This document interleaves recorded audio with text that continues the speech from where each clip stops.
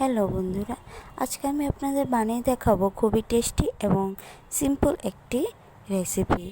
আমি আজকে আপনাদের চিংড়ি মাছের পকোড়া বানিয়ে দেখাচ্ছি। এই বর্ষার দিনে এইরকম একটা রেসিপি থাকলে জাস্ট জমে যায়। প্রথমে আমি চিংড়ি মাছ বেটে নিয়েছি, তার সাথে আমি একটা গোটা পেঁয়াজ কুচি করে কেটে নিয়েছি, 1 চা চামচ চালের গুঁড়ো, 1 চা চামচ ময়দা নিয়েছি। আর আগে থেকে ডালটা ভিজিয়ে রেখে ডালের সাথে কাঁচা লঙ্কা দিয়ে একসাথে বেটে নিয়েছি।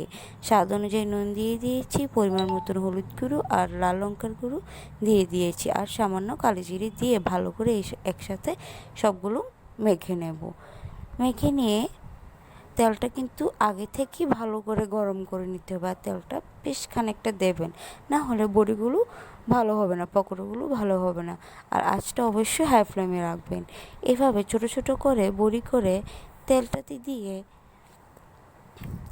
একদিক লাল হয়ে গেলে অপর দিকে উল্টে পাল্টে ভালো করে লাল লাল করে ভেজে বারে বারে নামিয়ে নেবেন। এভাবে নামিয়ে সন্ধেবেলা মুড়ির সাথে, চায়ের সাথে, আর সকালবেলা দুপুরবেলা গরম ভাতের সাথে এই রকম একটা মজাদার রেসিপি থাকলে বাচ্চা থেকে বড়, বড় থেকে ছোট সবাই খেতে ভালোবাসবে। আর এইরকম রেসিপি থাকলে বর্ষার দিনে জাস্ট জমে যায়। যদি আপনাদের আমার এই ভিডিওটা যদি ভালো লেগে থাকে অবশ্যই লাইক করবেন, অনেক অনেক শেয়ার করে দেবেন। এইরকম আরও নতুন নতুন ভিডিও পেতে আমার চ্যানেলটিকে অবশ্যই সাবস্ক্রাইব করতে ভুলবেন না কিন্তু।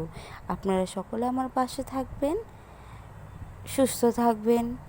ধন্যবাদ। দেখা হচ্ছে পরের ভিডিওতে।